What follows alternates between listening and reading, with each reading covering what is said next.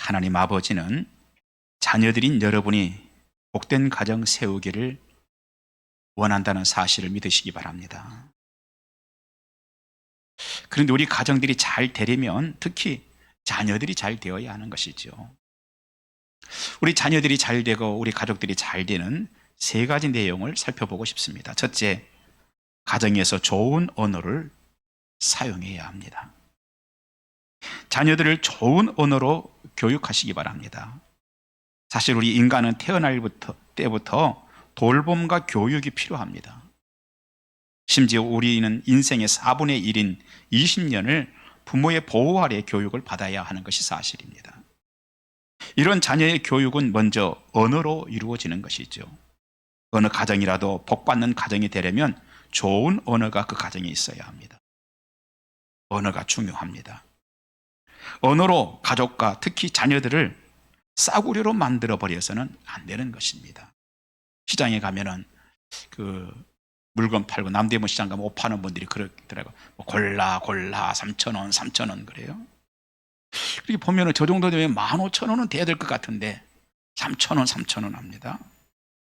그러면 사람들이 쫙 몰리죠. 그러면 그 즉시 한 15,000원 정도 돼 보이는 것이 당장에 3,000원짜리가 돼버리죠. 싸구려가 되는 것입니다. 그걸 디스카운트라고 하죠. 우리 언어 가운데도 이런 언어가 있습니다.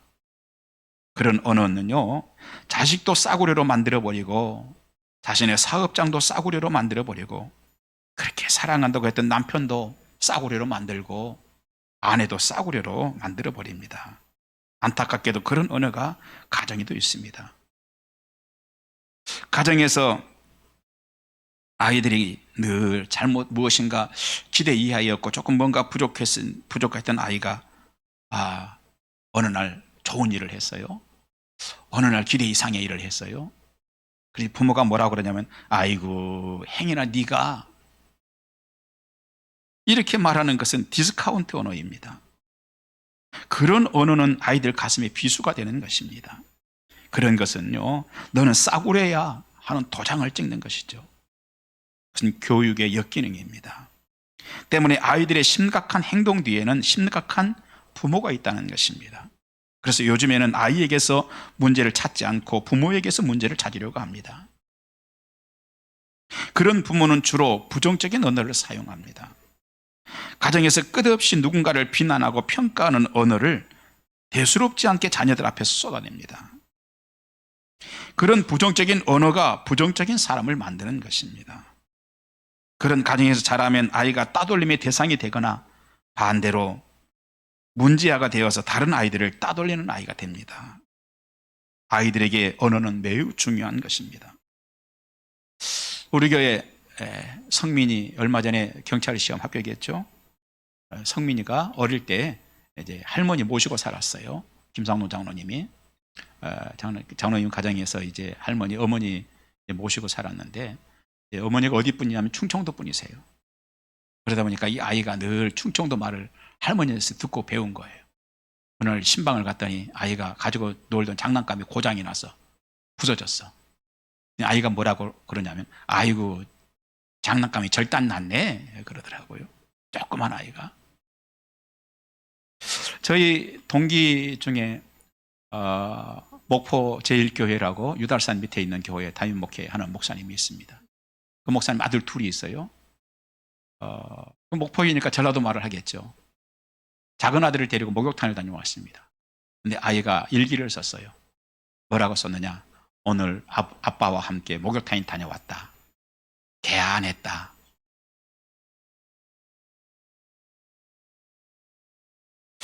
여러분, 무슨 얘기를 하고 싶은 겁니까? 가정에서의 언어는 자녀들에게 그대로 영향을 미친다는 것입니다. 그렇다면 부모들이 먼저 이 디스카운트 언어를요, 입에서 떼어내야 합니다. 더 이상 디스카운트 언어를 사용하면 안 되는 것입니다. 그런가 하면 내 사랑스러운 아이를 싸구려로 만드는 또 하나의 언어는 지나친 금쪽의 언어입니다. 내 자녀들은 깃털도 건드리면 안 된다는 생각을 하죠. 누구에게 요것만한 소리만 들어도 바르르륵 합니다. 식당에서 내 아이들이 들고 뛰는데도 내 아이는 금쪽이니까 하고 그냥 둡니다. 가르칠 것을 가르치지 않으면요, 문제는 그 아이가 자라면서 앞으로 학교에도 가야 되고 직장도 다녀야 되고 결혼도 해야 하는 내 자녀들이 결국은 사람들로부터 싸구려로 생각하는 사람이 될 수 있다는 것입니다. 한 아이가 엘리베이터의 그 열림 단추를 훅 누르고 소리를 지릅니다. 엄마 빨리 와! 엘리베이터 기다려! 그런데 아이의 엄마가 빨리 엘리베이터를 타지 않습니다. 그러자 그 안에 이미 타고 있던 남자 한 분이 짜증이 났습니다. 잠시 뒤 아이의 엄마가 엘리베이터를 탔습니다. 엘리베이터 문이 닫혔습니다. 문이 닫히니까 엄마가 이렇게 말합니다. 너 그렇게 하지 말라고 그랬지? 아이를 꾸중하는 겁니다. 남자는 속으로 그렇지, 잘못한 것은 혼을 바로 내야지. 그런데 엄마가 이렇게 말합니다. 엘리베이터가 뭐야? 따라서 해봐. 엘리베이터. 내 아이만 금쪽으로 생각하면 안 되는 것입니다. 그 정도 되면 아이가 자라면서 주변 사람들에게 점점 사실 싸구려가 되는 것입니다. 자녀 교육에 대한 어떤 전문가는 이렇게 말합니다. 부모가 아이들을 존중한다고 이렇게 하세요, 저렇게 하세요, 저리 가세요. 그렇게 하면 아이를 존중하는 것 같지만 집안에서 질서의식이 깨진다는 것입니다. 자신이 가장 어른이라도 되는 것으로 착각한다는 것입니다. 그런 금쪽이 언어를 사용하려면 부모가 좀 더 많이 준비가 되어야 한다는 것입니다. 순창, 전라북도 순창의 어느 시골에는 아버지와 엄마 둘 다 카이스트 출신이었던 한 선교사 가정이 이제 선교를 마치고 들어왔어요. 그렇게 하고 자녀들을 직접 학교에 보내지 않고 직접 교육을 시켰습니다. 그런데 그 부모들은 아이들에게 늘 존대어를 썼다고 합니다. 이렇게 하세요, 저렇게 하세요, 오세요, 가세요. 그리고 아이들을 반듯하게 잘 길러냈다고 합니다. 그러자 그 부부와 자신들의 자녀 교육을 함께 하고 싶은 또 다른 부부들 몇 가정이 이사를 주변으로 왔습니다. 그리고 함께 교과 과목을 나누어서 교과 과목을 담당해서 전체를 모아서 아이들을 교육을 시켰습니다. 그런 경우는 한 가지 특징이 있습니다. 뭐냐면 부모가 자녀에게 이렇게 하세요, 저렇게 하세요 하는 존칭 언어를 사용해도 충분히 질서 교육을 언어로뿐 아니라 다른 데에서, 여기서 부족한 부분을 다른 데서 보충할 수 있는 모든 준비가 된 부모들이었다는 것입니다. 하지만 충분하게 준비되지 않았다면 어설픈 존대어보다는 분명한 언어인 이렇게 해라, 저렇게 해라는 언어를 사용해야 한다는 것입니다. 존중하는 것은 그런 말이 아니라 실제로 삶에서 나와야 한다는 것입니다. 그런데 이것도 아니고 저것도 아닌 채 방치하면 금방 아이를 망칠 수 있다는 것입니다. 꽃밭을 망치는 가장 빠르고 정확한 방법은요, 손질하지 않은 채 그냥 둬버리는 것이죠. 때문에 꽃밭을 가꾸듯이 아이에게 예의를 가르치고 해야 할 행동과 하지 말아야 할 행동을 언어로 가르쳐야 되는 것입니다. 그러면 잘 관리된 꽃밭처럼 어린아이는 아름다워지는 것이죠. 우리의 자녀들이 이 민족의 리더가 되는 아름다운 축복이 가정마다 임해야 될 줄 믿습니다. 그 비결은 가정의 언어가 좋아지는 것입니다. 누구라도 좋은 언어를 가지면 좋은 부모가 되고 그리고 자라가지고 좋은 가정을 세우게 되는 것입니다. 최근 사회적으로 교사의 인권 문제가 매우 심각해졌습니다. 그 속에는 부모의 문제가 먼저 심각하기 때문이라는 전문가들의 말이 있습니다. 자녀의 교육을 학교나 학원에만 맡기지 말고 가정에서 먼저 해야 한다는 것입니다. 좋은 언어를 가지고 자녀들을 교육해야 한다는 것입니다. 적당한 언어를 가지고 자녀를 교육해야 한다는 것입니다. 우리는 지금 가정의 언어에 대해서 얘기를 나누고 있습니다. 나쁜 언어는 디스카운트 언어라고 얘기한다고 그랬습니다. 그것은 나와 상대를 싸구려로 만들어 버립니다. 그런데 그와 반대로 좋은 언어가 있습니다. 스트로크 언어입니다. 스트로크 언어는 긍정적으로 들어주고 격려해주고 칭찬해주는 말을 의미합니다. 그래서 됐다, 다음에 잘하면 된다, 사람은 누구나 실수하는 거야, 앞으로 잘할 수 있어, 아빠는 너를 기대해, 엄마는 늘 너를 생각하고 있어, 잘할 수 있을 거야 하는 말인 것입니다. 가정에서 특별히 자녀들에게 그런 말이 매우 필요하고 중요합니다. 부부간에도 마찬가지입니다. 아침에 남편이 출근을 할 때 아내가 좋은 언어, 디스카운트 언어가 아니라 스트로크 언어를 사용해야 하는 것입니다. 요즘에 남편들 월급이 봉투로 오지 않고 통장으로 바로 들어오죠. 그래서 요즘에 남자분들이 점점 힘을 잃어버리는 것 같아요. 전에는 봉투를 탁 꺼내면서 한 달 내가 수고했는데, 그럼 아내가 여보 수고했어요 고마워요 그리고 받았는데, 요즘에는 그 말할 기회가 없잖아요. 언제 들어온지도 잘 모르기 때문에. 자, 그렇지만 여러분, 남편이 아침에 출근할 때 그래도 소망의 말을 해주고, 여보 고마워요, 당신 수고해서 우리 가정이 이렇게 그래도 감사하게 잘 살고 있어요. 또 아내도 마찬가지입니다. 아내가 수고하고 있으면 남편이 여보 당신이 그저 여러 가지로 수고를 많이 하는데 늘 고맙게 내가 생각하고 나 잊지 않을게, 평생 잊어버리지 않을게. 그렇게 꽃 한 송이라도, 뭐 거짓말은 안 하겠지만 거짓말이라도 거짓말은 하지 마시기 바랍니다. 진실로 꽃 한 송이라도 아내에게 이렇게 나눌 수 있는 그런 가정이 되면 그 가정이 굉장히 힘 있는 가정이 될 수 있다는 것입니다. 자, 언어입니다. 언어는요, 하는 언어도 중요합니다. 하는 언어도 중요하지만 듣는 언어도 굉장히 중요합니다. 2015년 8월 17일 소녀인 베라 몰이라고 하는 소녀가 스페인 북부의 칸타브리아로 여행을 떠나서 번지점프를 하게 됐습니다. 아주 높은 번지점프대에 올라선 베라는 스페인 현지인 직원의 안내에 따라서 다리에서 뛰어내렸습니다. 그런데 줄이 몸에 고정되어 있지 않은 상태였습니다. 그 자리에서 사망했습니다. 조사 결과 당시 안전장치를 담당했던 스페인 현지인이 베라에게 아직 뛰어내리면 안 된다는 의미로 No jump 그랬습니다. 그런데 지금 뛰어도 된다는 의미의 Now jump로 들었습니다. 망설임 없이 다리 위에서 몸을 던졌다가 변을 당한 것입니다. 듣는 언어도 좋아야 합니다. 그런데 어떤 사람은 충고의 말을 받아들이지 못합니다. 그런 사람들은 진심 어린 충고를 하면 분노로 대항하기까지 합니다. 하지만 사회성이 뛰어난 사람들은 진심 어린 충고를 받으면 오히려 긍정적으로 생각합니다. 그래서 똑같은 마음으로 두 사람에게 충고를 해도 어떤 사람은 긍정적으로 받아들이고 인생을 새롭게 만들어 가지만 어떤 사람은 분노하고 심지어 대항하기까지 하는 것입니다. 듣는 언어가 좋아야 합니다.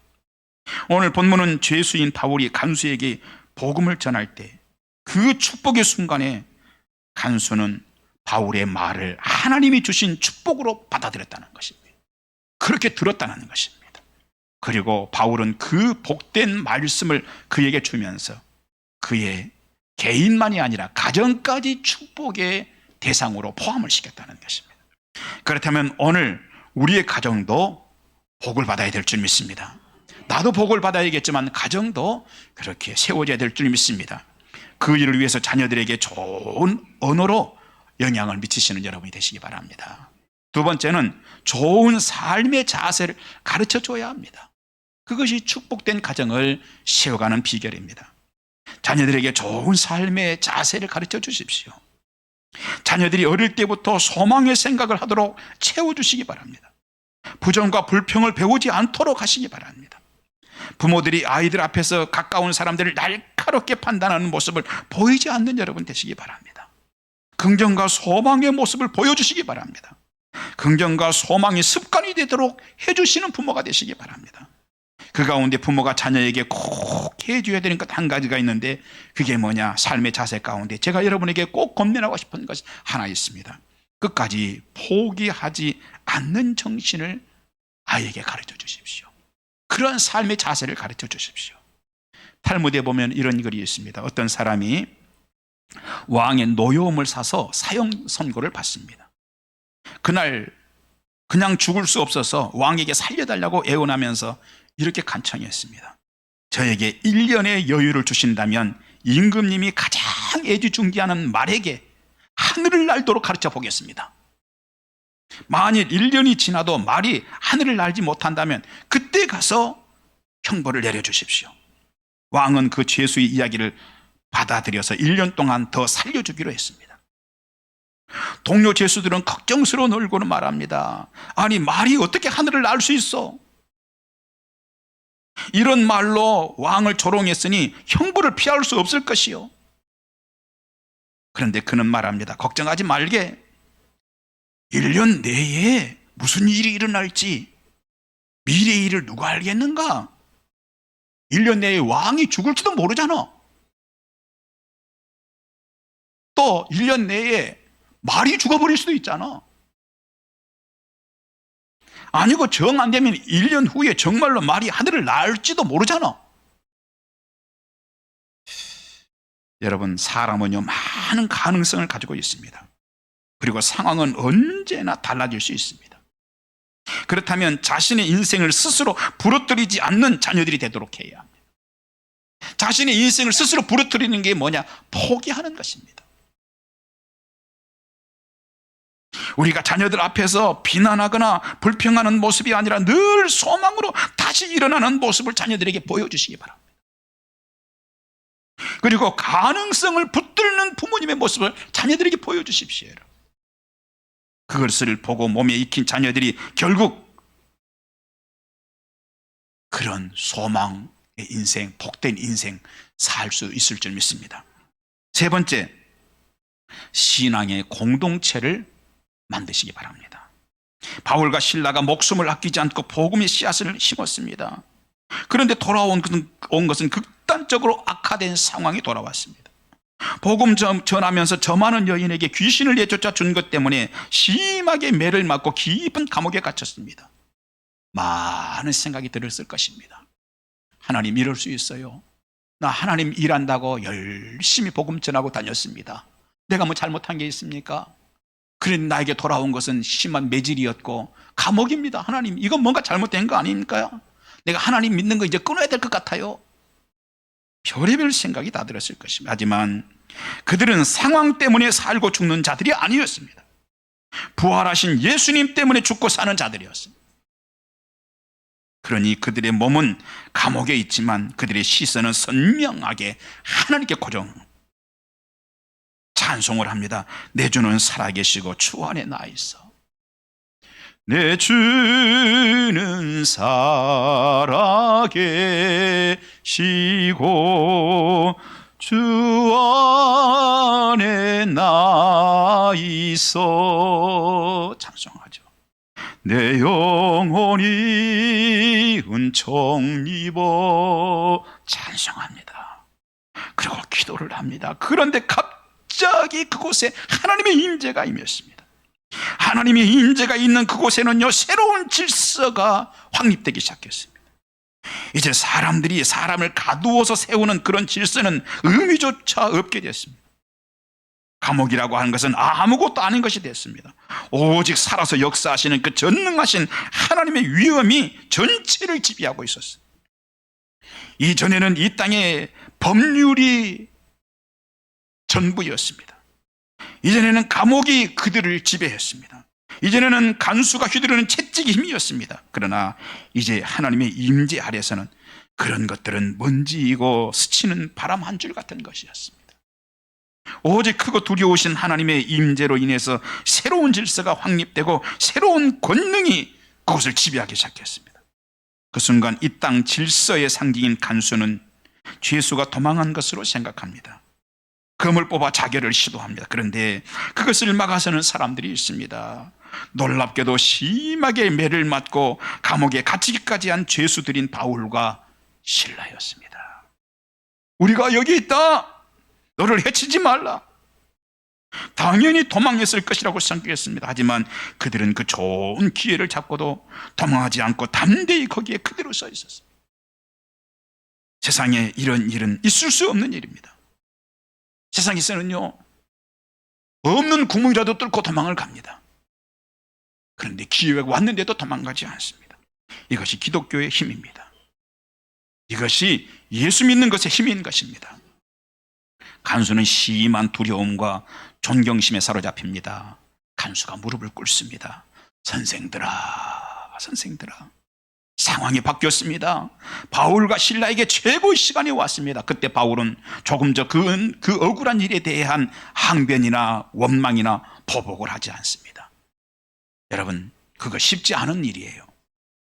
저도 그와 비슷한 일을 경험했습니다. 우리 교회가 그린벨트 안에 있을 때 단지가 아파트가 들어오게 돼, 여기에. 그래서 이제 수용이 되게 됩니다. 보상을 받습니다.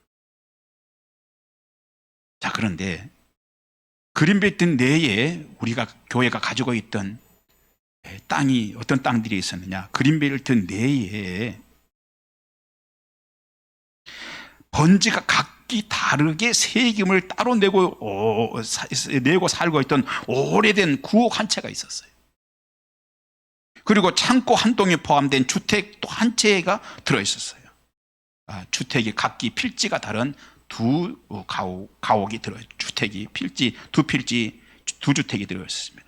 거기다가 건물 두 동으로 된 교회 한 필지가 들어있습니다. 토탈 세 필지에 필지가 3개인데 대지가 전체 토탈하면 800평이었습니다. 그린벨트 안에. 엄청 큰 것이죠. 그런데 이주 대책에서 종교부지 하나만 주고 주택의 세금을 꼬박꼬박 내면서 10년 이상 해당 지역에 살았던 주민과 주택의 이주 대책은 해주지 않겠다는 것이었습니다. 제가 강하게 항의했습니다. 그랬더니 보상하는 담당자 가운데 한 사람이 마을의 어느 주민에게 그렇게 얘기를 했더라고요. 목사님이 욕심이 너무 많다고 했다는 것입니다. 그래서 아니, 종교부지 하나 받으면 되지, 뭘 자기 그 이주 대책까지 해가지고 그거까지 사는 개인의 집 대책까지 해달라라, 이 주민에 대한 대책까지 세워달라는 거예요. 그리고 욕심이 많았다고 했다는 것입니다. 그래서 그분에게 제가 그런 얘기를 했습니다. 욕심 때문에 제가 이러는 것으로 보입니까? 아닙니다. 저는 목사입니다. 돈이 됐건 대책이 됐건 정당한 것 이상은 바라지도 않습니다. 내가 이렇게 하는 까닭은 더 받기 위한 욕심 때문이 아니라 딱 한 가지 때문입니다. 그것은 악이라고 내가 보기 때문인 것입니다. 악으로 보는 까닭은 토지 보상을 하면서 자신들의 이득을 위해서 국토부 지침대로 하지 않았다고 내가 보기 때문입니다. 그리고 나는 지금 국토부 이주민 보상에 대한 지침서를 내가 다운받아서 다 복사를 해서 가지고 있습니다. 내가 그 내용을 전체를 판단해 볼 때 이건 악이라고 생각합니다. 악이라면 목사가 그냥 지나가면 안 되는 것 아니겠습니까?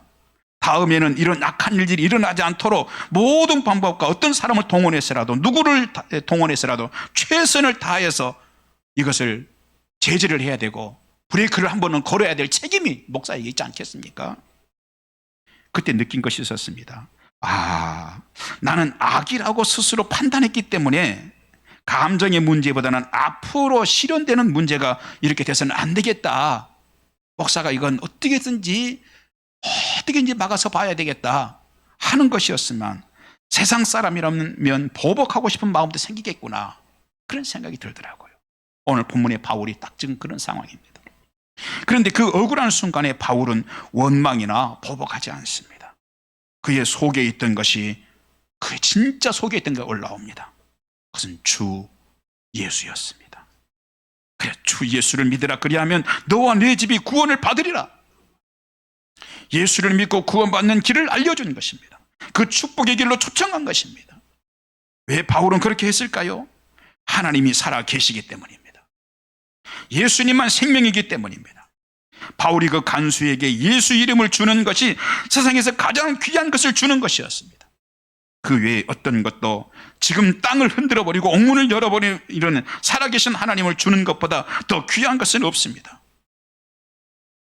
인생이 가질 수 있는 최고의 것은 예수였습니다.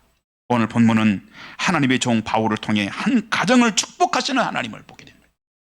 한 개인이 한 행동이지만 그 사람만 축복한 것이 아니라 가정 전체를, 너와 네 집이 구원을 받으리라. 그런데 그 일에는 전 가족이 예수 믿고 구원받는 것이 중심입니다. 너와 내 집이 구원을 얻으리라 하는 말씀은요, 온 가족이 신앙의 공동체를 이루는 것이 진정한 복이라는 뜻이 내포되어 있습니다. 그 말씀에 따라서 간수의 모든 가족이 예수 믿고 거듭난 축복을 받은 것을 믿으시기 바랍니다. 가정은요, 신앙 공동체를 만들어야 합니다. 그 믿음을 자녀들에게 심어줘야 합니다. 하나님이 너를 사랑하신다. 힘들 때면 기도해라. 좋은 일이 있을 때는 찬양해라. 귀한 것이 있으면 하나님께 드리는 것을 먼저 해라. 예수 믿는 것이 진정한 축복이라면, 주님이 진정으로 부활하신 것이 사실이라면, 우리 하나님이 항성과 행성과 은하와 별들이 가득한 우주를 만드는 분이 사실이라면, 하나님이 죽음 이후를 주관하신다면, 우리 아내와 남편과 자녀들이 그리스도로 거듭나고 그들이 하나님 나라의 일원이 되는 것은 내가 해줄 수 있는 가장 큰 축복인 것입니다. 예수를 믿고 거듭난다는 것은 단순한 종교를 하나 갖는 것 그 이상의 의미입니다. 예수 그리스도 앞에 인생 무릎을 꿇고 거듭나는 것은 창조주 하나님 나라의 일원이 되는 최고의 순간인 것입니다. 그것은 마음의 그리스도를 모심으로 가능해집니다. 그렇다면 예수께서 우리 가족들에게도 구주가 되어주실 것입니다. 그리고 하늘나라에 갈 때까지 친구가 되어주실 것입니다. 그렇다면 신앙생활을 가르쳐야 합니다. 그리고 신앙생활을 할 수 있도록 건면해야 합니다. 신앙 공동체를 만들어야 합니다. 자녀들이 바른 물질관을 가지고 살기를 원한다면 성경적인 물질관이 몸에 배이도록 해야 합니다. 물질의 축복도 받고 살기를 원한다면 성경의 원리를 아이들에게 주어야 합니다. 어릴 때부터 아이들에게 꼭꼭 주일헌금을 쥐어서 보내십시오. 11조를 용돈을 받으면 틀림없이 떼도록 아이들을 지도하십시오.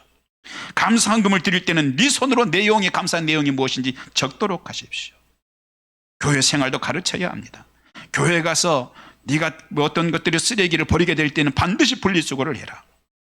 교사 선생님들께 1년에 한 번이라도 감사 편지를 네 손으로 써라. 식사 후에는 식당 봉사하시는 권사님과 집사님들에게 감사합니다 말을 하고 나와라. 너는 그렇게 할 수 있다. 목사님을 보면 멀리 있더라도 가서라도 인사를 드려라. 장로님과 교육자들, 어른들을 보면 가서 인사를 꼬박꼬박 드려라. 성장 과정에서 부모의 역할이 중요합니다. 미국의 존 홉킨스 대학 병원에는 신의 손이라는 별명을 가진 소아신경외과 과장이 있습니다. 그 이름 벤 카슨 박사입니다. 그는 빈민가에서 태어났습니다. 그리고 8살 때 부모의 이혼으로 편모스라에서 자랐습니다. 그는 어릴 때 불량 소년들과 어울려 싸움질을 하던 흑인이었습니다. 그래서 피부가 검다는 이유로 백인 친구들 사이에서 늘 따돌림을 받았습니다. 그뿐 아닙니다. 초등학교 때에는 항상 꼴등이었습니다. 그러던 그가 그렇게 위대한 의사가 된 것은 어머니 때문이었습니다. 그의 어머니는 그가 늘 꼴찌를 하고 따돌림을 받을 때에도 넌 마음만 먹으면 무엇인지 할 수 있어 하는 말을 끊임없이 했습니다. 하나님께서 너와 늘 함께 하심을 너는 기억해야 돼 하는 얘기를 했습니다. 그럴 때마다 어린 벤은 그 말이 늘 사실인 줄 알고 자랐습니다. 그래서 중학교에 들어가면서부터 공부에 집중했습니다. 그러자 실제로 성적이 오르기 시작했습니다. 결국 사우스 웨스턴 고등학교 전체 3등으로 졸업을 합니다. 그 후 명문대인 미시간 대학교 의대에 입학하여 신의 손을 가진 의사가 된 것입니다. 신앙도 부모의 역할이 중요합니다. 오늘의 본문은 너와 내 집은 예수 믿지 않아도 된다고 하지 않습니다.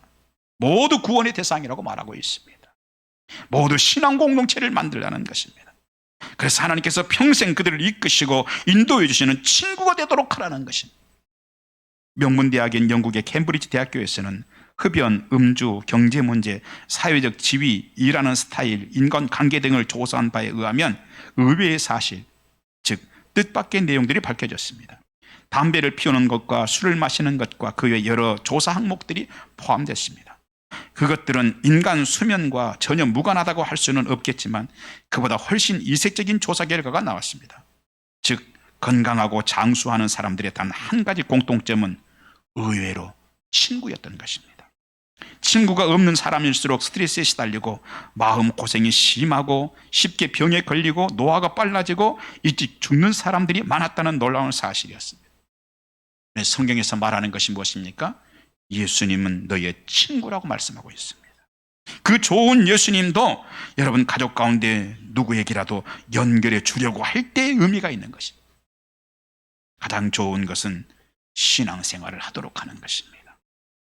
신앙을 통한 예수가 친구가 되는 일은 어릴 때부터 하는 것이 참 좋습니다. 저는 어릴 때 주일학교에서 배웠던 노래를 지금도 잊지 않는 게 있습니다. 선생님이 재밌는 동화를 해주고 내려가면은 그 새카맣게 타갖고 머리는 빡빡 깎고 땀 쫙쫙 흘리면서 거기 앉아가지고 제비새끼처럼 쫙 애들이 앉아가지고 선생님 동화 해주고 내려가면 재미있어라 선생님의 말씀 어쩌면 그렇게도 잘하시나 고맙습니다. 이야기 명심코 잊지 않았다가 이 다음에야 우리도 좋은 사람 되겠어요. 고맙습니다. 했던 그 어릴 때 배웠던 노래 지금도 잊어버리지 않습니다. 여러분, 자녀들이 어릴 때의 신앙 공동체가 될 수 있도록 힘을 쓰십시오. 혹시 우리 자녀는요 손자가 학교에 다닐 정도예요. 그래도 늦지 않았습니다. 아직 주님 앞에 가지 않았기 때문에 그 자녀들 하나님 앞에 서는 신앙 공동체가 되도록 힘을 쓰십시오. 더 늦게 전하십시오. 예수가 그리스도 되는 것이 지금까지 바울과 실라를 지탱해 주었던 바로 비밀이었던 것입니다. 바울과 실라가 감옥에 갇혔어도 그런 사람이 될 수 있었던 것은, 그런 놀라운 일들을 행했던 것은 예수가 그리스도 됐던 것입니다. 그래서 바울은 그 중요한 순간에 그 그리스도를 꺼내었습니다. 그리스도를 마음에 받아들이도록 하는 것이 나와 내 가족의 구원을 얻는 유일한 조건입니다. 나와 내 가족에게 가장 축복된 사건은 예수 그리스도가 그들의 주님이 되는 것입니다. 그리고 거듭난 사람이 되는 것입니다. 실제로 그렇다면 그 일을 기도하면서 말해야 합니다. 전도 구호 중에 이런 구호가 있다고 합니다. 나가면 있고 안 나가면 없다. 그런 구호가 있다고 그래요. 말하면 있고 말하지 않으면 없다. 그런 구호가 있다고 그래요. 성경이 말하는 내 백성이 있다는 얘기예요. 그 말은 아직 그리스도인이 되지 않은 자들을 말하죠. 때문에 하나님께서 예비하신 하나님의 백성들, 하나님의 자녀들이 어디선가 몰려 나올 것을 기대하는 것이죠. 하나님께서는 구원을 애타게 기다리는 영혼을 곳곳에 숨겨두셨다는 것입니다.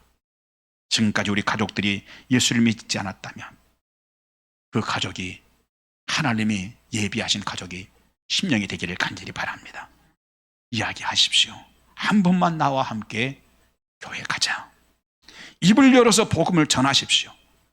그러면 하나님이 심령을 열어주신 자들이 하나님께로부터 은혜를 입고 주께로 돌아올 줄 믿습니다.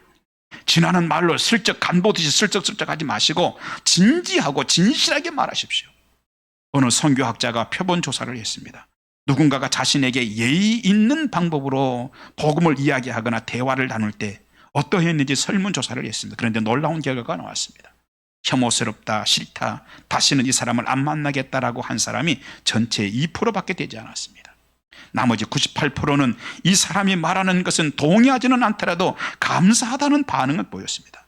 각박한 세대이지만 나를 생각하고 내 영혼의 문제를 생각하고 기도하면서 나의 관심을 보여주는 것이 감사하다는 것이었습니다.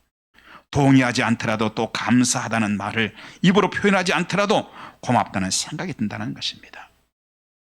말씀을 마칩니다. 9월이 다가오고 있습니다. 다음 주일이면 9월입니다. 여러분 가족 중에 아직 주께로 돌아오지 않은 가족이 있다면 가장 친근한 언어로 그리고 가장 진실한 언어로 가족들에게 권면하십시오. 나와 함께 한 번이라도 다음 주일에는 교회를 가자 권면하시기 바랍니다. 하나님이 역사하실 것입니다. 기도하겠습니다. 주님의 은혜를 감사합니다. 하나님, 가정이 무너지는 시대이지만 우리의 가정들 복된 가정 되기를 원합니다. 하나님, 좋은 언어가 있는 가정 되기를 원하고 자녀들에게 삶의 좋은 자세를 가르쳐주는 가정이 되기를 원하고 신앙의 공동체를 이루는 가정들 되게 하셔서 하나님, 우리의 가정, 복된 가정 꼭 세울 수 있도록 은총을 베풀어 주옵소서. 예수님 이름으로 기도하옵나이다. 아멘.